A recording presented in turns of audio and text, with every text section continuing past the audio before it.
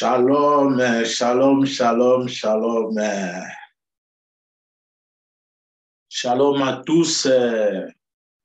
Baruch Hashem, nous sommes au micro de Pasteur Bobo pour cette étude, pour notre étude de la Torah. Donc là, nous continuons toujours dans notre étude de la Torah, qui est la Bible. La Torah, c'est la Bible. Il n'y a pas de contradictions. La Bible, la Torah, c'est une autre chose, c'est une chose et la Bible en est une autre. Non, la Torah, c'est la Bible en hébreu que Dieu a donné une seule fois. Alors, qu'est-ce que nous allons prier avant d'entrer dans notre vif du sujet? Nous parlons sur l'homme. Voilà, la première partie est là, toujours au micro de Pasteur Bobo. Nous entrons dans l'étude sur l'homme, sur l'humain. Prions. Baruch ata Adonai Elokeinu melech haolam asher kideshanu be mitzvota vetzivanu al divrei Torah. Béni es-tu, Adonai, notre Elohim, roi du monde, qui nous a sanctifiés par tes commandements et nous a ordonné l'étude de paroles de la Torah, de Shem Yeshua. Amen. Baruch Hashem, Baruch Hashem. Alors, Namiko et Pasteur Bobo, nous allons continuer toujours l'étude de Nabiso sur Bokoko, qui est la Bible, qui est la Torah, qui est la parole de Dieu. Toujours l'obéla, origine, il y a l'homme. Alors voilà, c'est une étude, hein? Ce n'est pas une prédication. Nous toujours continuer toujours Koloba, Torah, parole Nanzambe et Pesami pour Nabutanga. Monde Oyo, Nyonso, il faut kotanga. Lelo yo toujours mon auto na poto kalizalaki mutu azosala n'importe quel travail ndengona lelo bazo obligé mutaza atanga. Pourquoi? Pour avoir la connaissance. La connaissance est très importante. Voilà. Bon, alors tout qui na voilà. Alors on va le mettre un instant. Voilà, thématique Nabiso Yango, origine de l'humain. Mais la Bible, bazoloba humain ou humanité. Et ça, la notion tout le monde humain sans article parce qu'on dit Adam Arishon. Donc, Adam, non l'humain, mais humain. Humain, là, sans article, qui veut dire, qui englobe toute l'humanité. Voilà le mot Adam. Regarde. Adam veut dire humanité, veut dire humain. L'homme, l'homme, en hébreu, dans la Bible, veut dire beaucoup de choses. On a Ish qui veut dire l'homme. Isha, la femme. Mais quand on parle d'Adam, il ne s'agit pas d'un homme du sexe masculin, mais humain. Donc, race humaine, donc humanité. Voilà pourquoi faut toujours là étudier Bible. Et puis même dans le français, et ça dans le clair, va expliquer moi bien humanité linkolban, va expliquer moi bien en français. Peut-être que comme c'est compliqué. Alors, tout est versé. Puisque dans la Bible, verset en haut, Genèse chapitre 1er, verset 27, dans Genèse chapitre 2, verset 7. C'est toi qui vas lire. Bisoto mesana pas na l'église pasteur atangi yemoko a expliqué membre avandi nae a osa ne recherche et a otanga ne bible tali ba sa ila nyonso ba prier pour nae ba sa ba kamnyoso pour nae. Mais non, nzambe wana to mona mutu o nzambe asali azanani bisoto to koti na système moko ya ba assister. Donc, toujours, on doit faire quelque chose pour moi. je veux que les gens fassent quelque chose pour moi. Non, c'est pas ça l'humain. L'humain, c'est celui qui construit, c'est celui qui bâtit. Ce n'est pas l'endroit qui construit l'homme, c'est l'homme qui construit l'endroit. Dans une église, c'est toi qui vas construire ton intelligence, ta croissance spirituelle. Tout ces versets. Verset, on a entre parenthèses, tanga yango, romona, confusion ni lelo, toujours vivre dans le monde, déjà 2000 ans, dans 2 Timothée 4, 3, 2 Timothée 4, 3 et 4, 2000 ans, bazolo blamakambo, ezo se passé sikoyo. Tanga yango, batu, bakozala, comment il est écrit, car il viendra un temps, les hommes ne supporteront plus la sainte doctrine, la Torah, la parole de Dieu dans son essence, la Bible. Les hommes ne supporteront plus la Bible, mais ayant la démangeaison d'entendre des choses agréables. Qui sont des choses agréables? Ils se donneront une foule de docteurs. Beaucoup d'enseignants viendront. Enseigner Belé Babouya, qu'est-ce qu'ils vont faire? Détourneront l'oreille. Des docteurs viendront selon leurs propres désirs et détourneront l'oreille et détourneront l'oreille de la vérité et se tourneront vers les fables, les belles paroles. Ah, Moutou, auti soki ndenge nini, Bible za ya lokuta, tozongela bokoko, ah, égyptien, baye, bazo expliquer Moutou. Donc, quelqu'un qui se nomme docteur, pour se nommer dans le titre, tout, mais dans le tiki Bible, au comme qu'on interpréter Bible, au côté na ba notion moko mythologique ou ba notion moko eza ba fable, ba to nyonso ba fondé ba philosophie ba fable, ba Dieu en la Bible, après ba transformer en et comme ba fable, ba to sepela nango, ba zo laksa mutu uti wapi mutu ba sala ki boy ba zo sepela. Yoka Bible nengezo parler de l'origine de l'humain. Quand quelqu'un ne connaît pas son origine, la personne ne connaît pas aussi, ne connaîtra jamais son identité et son histoire. Moutou, faut y avoir histoire mayo. Pour raconter son histoire, il faut y avoir origine. L'homme où tu as, regarde, Adam, l'homme humain, Adam, que ce soit l'homme ou la femme. Alors, tout dans la Genèse 2:7.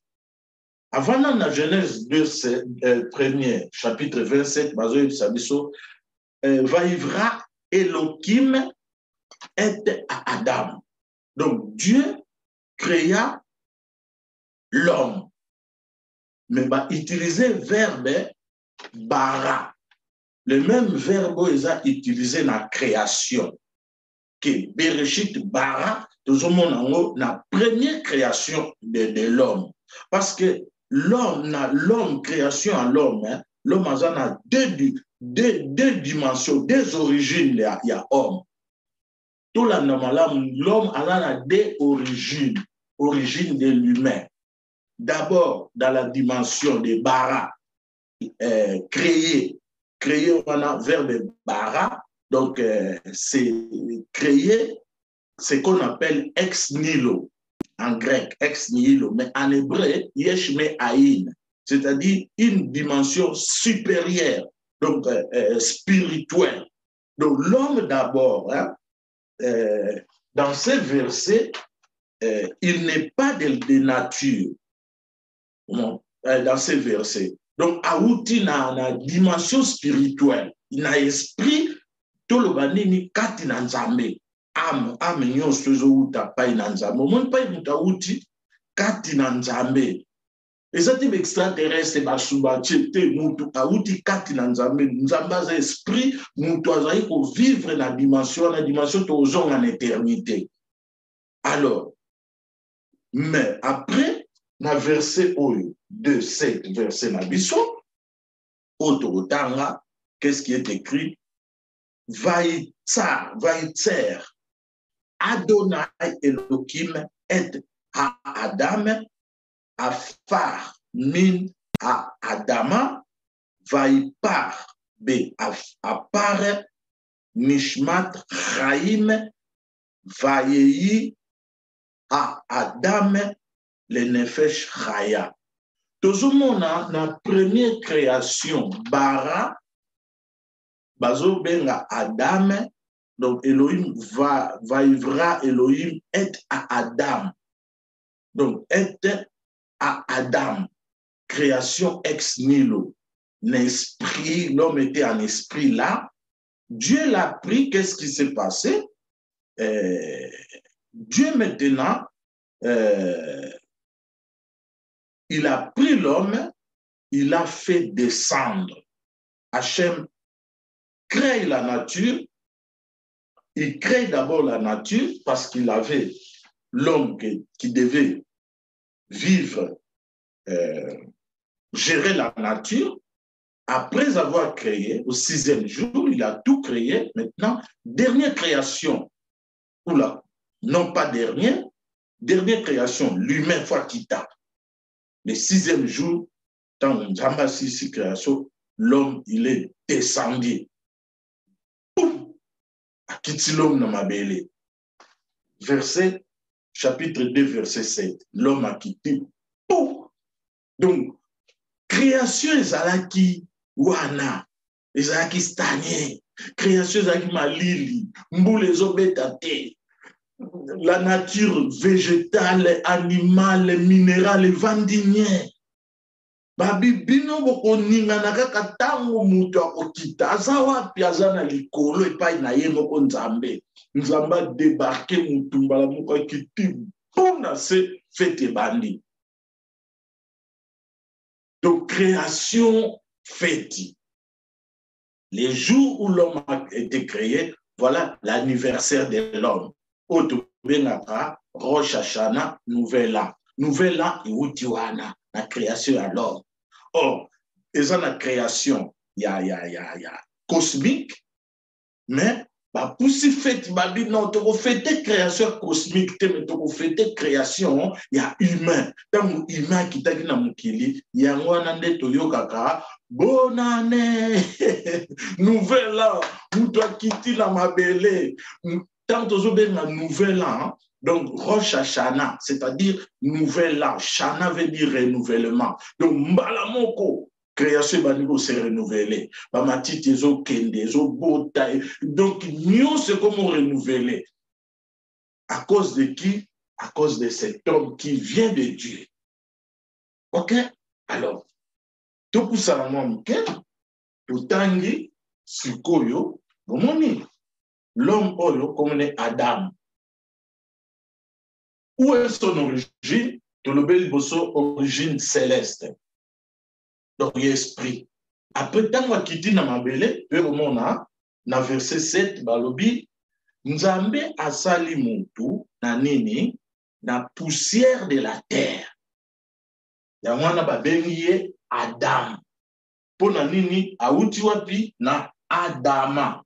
Voilà, Adama yango, terre. Nzambe du poussière ya terre. Asali homme, babengi Adam. Regarde, Adam, Adama. Lettre nini baksani, nabiso A. Omoni A oyo, ola ndamo malamu. A. A on Adam A ezate. Na Adama, batie A. Donc c'est comme si, celui qui a l'ongoli M oyo, tozan Adam. Alors, pour nous relaxer, des origines de l'homme, l'homme a esprit dans une dimension spirituelle et physique. Même la science a aidé à nous. Science a approuvé à nous. Ma pasteur Baolo Blanco. Mais sikoyo, quand on la Torah, Bible na hébreu, Dieu a parlé en hébreu pour nini. Parce qu'il y a un mot de langue, on a des bombes, des secrets, sur le monde, science, philosophie, tout. Bazo puiser wana. Ba comment on ça la recherche pour bailler la vérité na Bible wana en hébreu. Donc la Bible na biso na français toujours kende na anglais, toke na grec mais makambu evandi na hébreu. Ya monde e bopanza na monde mobimba sie bandaki. Yango pe tozo pardon na micro à pasteur Bobo ndenge kaka moto akitaki na mabele ndenge pe tore ye na micro à pasteur Bobo boum fait pe bandi et comment expliquer makambo nyonso oyo nanu bayoka te pona nini ezali nde eloko elobama nango déjà eza prophétie ya ngai te eza étude totala ngo nzambe alobi Moïse tala napesi bino parole bana Israël. Vous serez les hors-la-goïm, la lumière du monde. Voici votre vocation. Vous allez enseigner. Bino mokona bana bo étudier ango et puis beaucoup enseigner on a ba nation. Nation nyo se rué ba mais Seigneur. Toi ba on ndenge ba nation ce que biso toza ba to te que nengo nzamba sali bana Israël. Il ne faut pas ba se mélanger na ba. Voilà, elle n'est pas Yehuda, pas Israël. Nzambe na bango se mélanger te. Pays wana yangai nzambe na tchebino net ba gérant.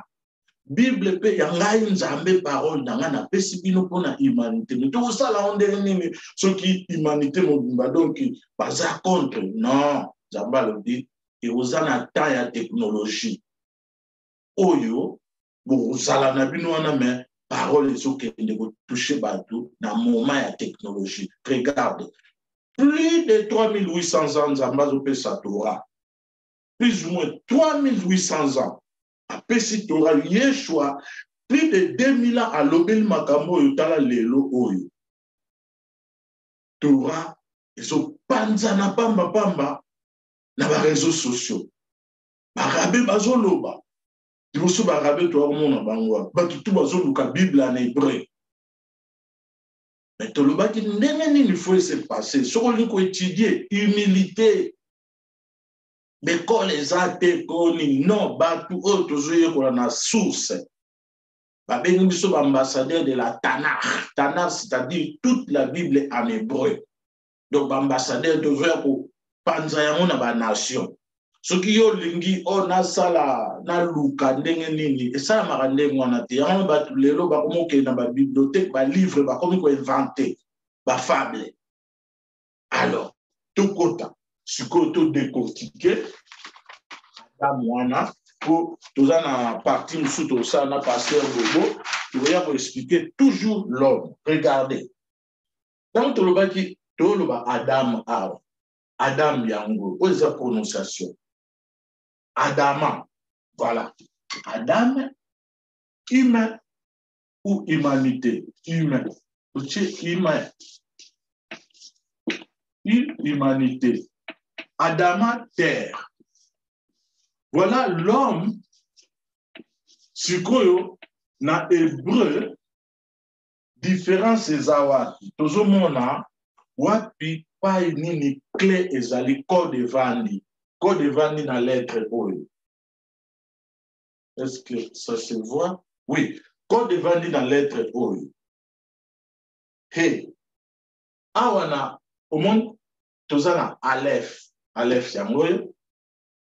Dalet yangoyo. Même, au monde même, lettre saneti carré, yango moko na oyo. Na suka eko maraboyo. Babenga même final, même sophie final. Mais tant que ça n'a pas il faut ça la boue. Mais il y a un moment kaka. Donc, regardez, Aleph yeyo, Dalet Azaliawa, et puis même yé. C'est comme lettre oyo nem tezangi awa na l'homme na Adama. C'est koyo to di lettre ango ezanini. Pas iko de vandi yango na lettre ango yango. Hey. Et voilà l'être. cinquième lettre, bazo prononcer He.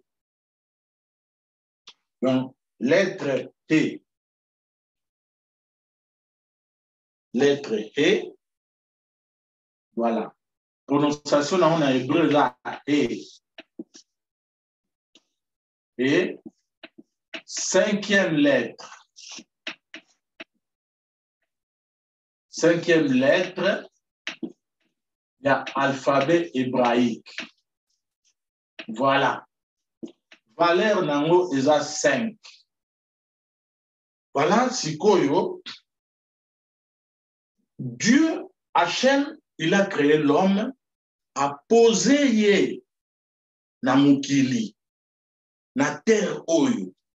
Siko mutu, pour en vivre, l'homme, ne totangi awa, va itzar, donc va former yé sikoyo. Azalaki esprit va former yé, va tche âme na katia corps na yé, a commis âme vivante, donc a commis na corps, oyo fois vivre nango awa na mukili. Nzambe a tche yé azala seulement spirituel, mais ayebake azana mukili. Donc c'est-à-dire deux dimensions. Dimension spirituelle et dimension éthique. Dans Nzambe azoloba, au commencement, Dieu crée le ciel et la terre. Donc, c'est-à-dire la dimension, le ciel, dimension spirituelle, la terre, dimension éthique. Même pas, il y a homme. À ça, l'homme, la dimension spirituelle, un être plus élevé. Mais la dimension sukoyo, éthique, terrestre, l'homme, il est de la nature. Donc, il est né d'une manière, qu'est-ce qu'on peut dire? L'homme maintenant, il est créé de la même nature que les animaux dans la dimension biologique. Voilà un peu. Siko bati mutu wapi pour azana corps, azana makila, nenge moko na ba être vivant sur la dimension biologique pour azana se. Nzamba tche homme wapi. Nabiso Komami, il établit dans les jardins d'Éden pour les cultiver et les garder. Mais ce qui est toujours dans la Bible originale, il a établi l'homme sur la terre, pour garder la terre, cultiver la terre, construire sur la terre, la dimension éthique. Et ça, dans le jardin, est-ce que nous avons l'homme a dit que nous avons un jardin? Bible comment mis Dieu pour cultiver la terre. Pas il y a outil. Donc, bah, quitter ici dans le jardin, bah, quitter ici dans la terre. Bah, quitter ici dans le jardin, mais dans la terre. Sikoyo, pourquoi la terre? Parce qu'il est lié à la terre. Autant où Moutouaza lié à la terre, nous avons abandonné. Alors, non. Comment Moutoufoua vivre la terre? Oyo, lokola nyamate. Parce que par créer, donc l'homme n'est pas le produit d'une évolution, hein, non, non, non, non, outil m'a pas Nzambe. Nzambe m'a pas créé ma belle, tout y a bénédiction, toute la jante animale, végétale, minérale, les appareils. Mais il a créé d'abord les animaux. Pourquoi les animaux? Parce que Moutoua Tala a étudié. Si l'être oyo, Dieu a en valeur, on se comporter comme un animal, on kitana c'est très bas comme un fourmi. Donc on va nous faire une action moko, une impulsion moko animale. Voilà, et l'autre bazo benga biso toya otanga pour premier homme atanga ki nzamba zo tangisa ye alobi au monde eloko ko salo différence na banyama ezali l'être et o ezali na adama na terre. Donc na pesi yango po yo oyeba comment on se comporter na terre parce que tu es lié à la terre. Donc, tout acte ou tout mal, oyo mutu asala kana mukili oyo, influence la création, influence la nature. Voilà, secret, il y a l'homme. Puissance na ya zanango, o ya uti na ona mokili. So quoi utiliser un mot, a uti na ona likolo. So quoi utiliser un mot mal. Mal ou ba péché mutazo sala, ils ont influencé nature, environnement na ye. Ils ont pollué na niveau spirituel na makambo nyonso. Et kokoti s'appelle crise na mboka. Tant mutu azobunga nzela, tant mutu azosala masumu na création egangaka. Yango tozomona lelo, ndenge ni mokili ekomi boye. Ba scientifique c'est l'homme, mais c'est l'homme. Boye bango ndenge ni mutu abebisa mokili. Bozo aikomi ba politicien. Lelo ekomi na ba pasteur ba oteya na bango Bible ekomi bango mutu abebisa mokili. Na opesa bino conseil. Lobane loko mususu. Olingi na okende église te, oza ba raison na yo vanda na yo. Mais jamais coïnciter mutu abima en église ou akende en église te. C'est un bon conseil na opesa. Église na Bible oyo kaka église to yo kaka un jour to fungola mais na pesi yo kaka conseil. Mais ceux qui ont une église pour yebisi yo ba pasteur boye na boye, ce n'est pas muto ya lobeli yo mais yo moko nani. Est-ce que yebi origine na yo? Pour oyo ki kaka boye ba pasteur ba bebisa bazo bebisa monde mais est-ce que origine na yo yebi amo? Yo ka siko yo nzamba pesi mutu. Lettre oyo. Lettre elingo lobani na Bible. Lettre oyo 5e lettre, c'est-à-dire c'est la Torah. Au besoin de la Torah, so tala ba code na Bible. Lettre kaka ya mukebo elaxi Torah. Voilà. Torah. Qu'est-ce que la Torah? La Torah, c'est la parole de Dieu. La Torah, c'est la Bible. Oh, lettre, autant tout le monde a la Bible, ça lettre ya Yemoko Nzambe, l'une des lettres de tétagramme. Regarde, tétagramme yango. Yud et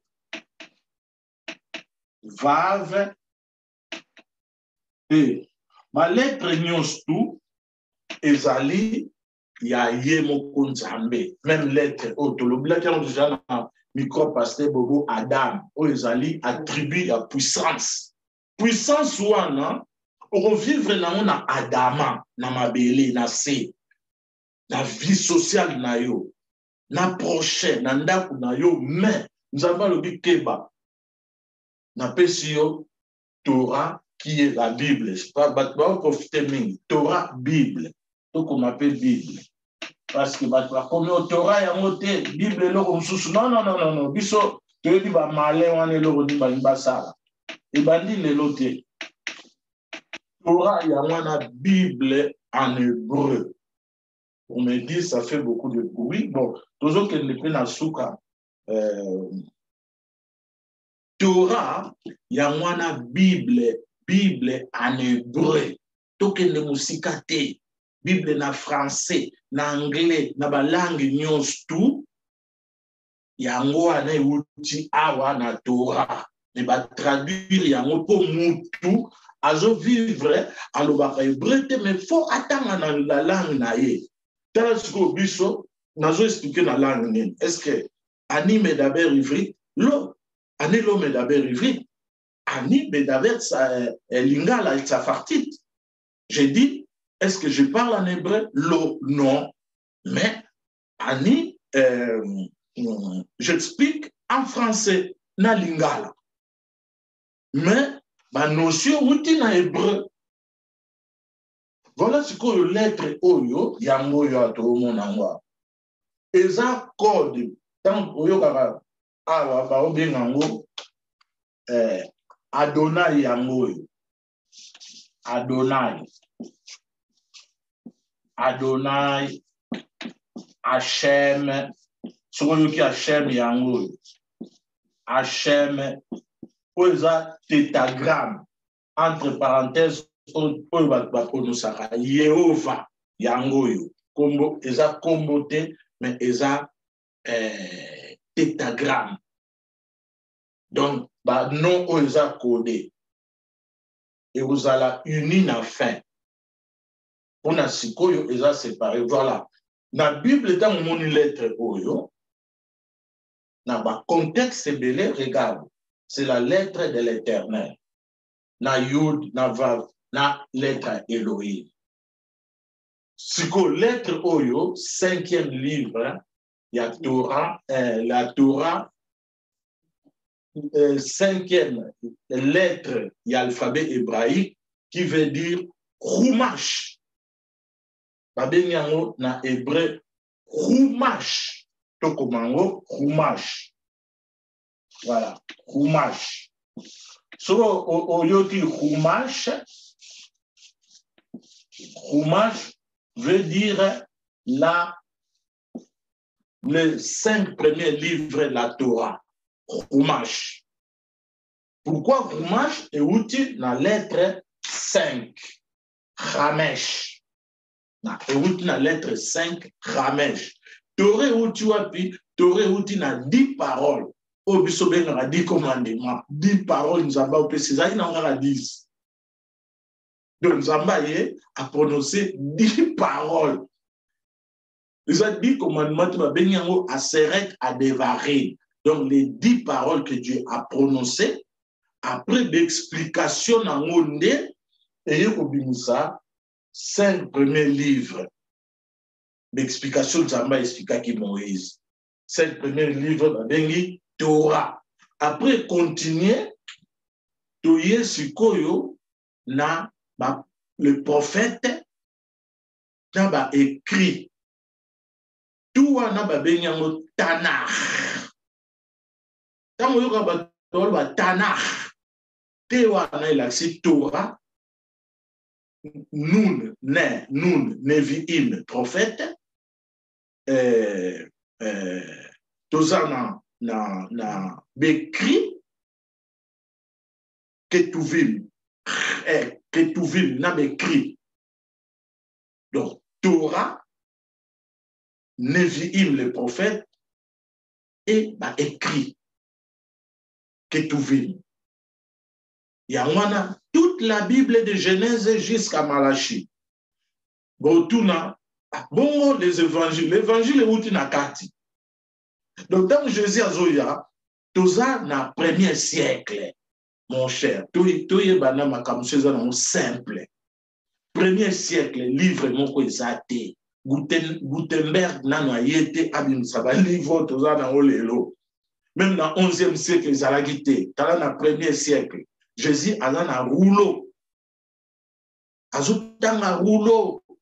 Il y a Torah, il y a chair. Azaki n'a pas écrit à Torah. Explication, a dû avoir. L'explication, il y a Torah. Yango Jésus, Azako parlait. Évangile, c'est les explications orales. Orales. Il y a Torah. Yango va béni Talmud. Sikoyo, nous avons appelé si Bible naïe, toujours il y a pour aider l'homme. Qu'est-ce que Dieu a fait? Il a donné la Bible pour aider l'homme à bien se comporter ici sur la terre dans la dimension morale. Voilà. Sans Bible, sans enseignement à la Bible et à la Torah, personne peut bien se comporter moralement.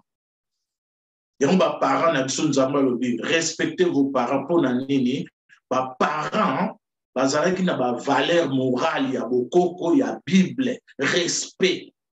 Bayeba qui baz makamyo sur le blanc sur le autant dans la Bible tout monde y a.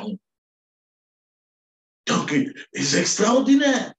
Parents n'attendent la Bible mais tout le monde en lelo makamyo parents ba le besoin la Bible.